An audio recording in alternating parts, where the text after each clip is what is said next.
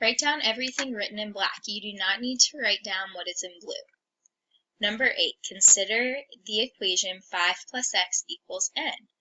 What must be true about any value of x if n is a negative number?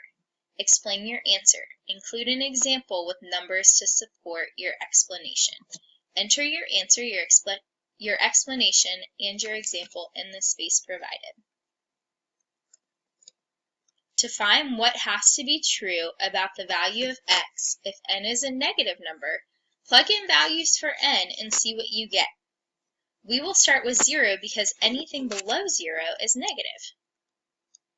So if n equals 0, if we plug in 0 for n, we get the equation 5 plus x equals 0. Now this is a simple one-step equation. Remember to get rid of something on one side of the equation so that you can get x by itself, you have to do the inverse operation. So to undo positive 5, we have to subtract 5 from both sides of the equation to keep it equal. 0 minus 5 gives us negative 5, and so we end up with x equals negative 5. So we know when n is 0 that x equals negative 5. Next, we're going to look at a decimal just below 0. So we're going to look at where n is negative 0.5. So we replace n with negative 0.5, and then we solve for x again, same way as we did before by getting rid of 5 on both sides. And then we end up with x equals negative 5.5.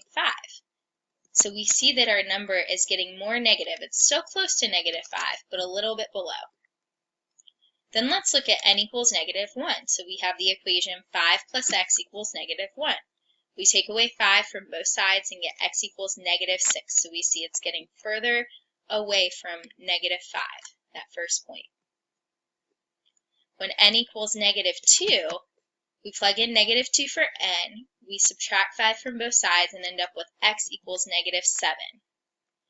If we continued this pattern, we would see that x keeps getting smaller and smaller. So we can see that for any value where n is negative, x would be less than negative 5. We write that as x is less than negative 5.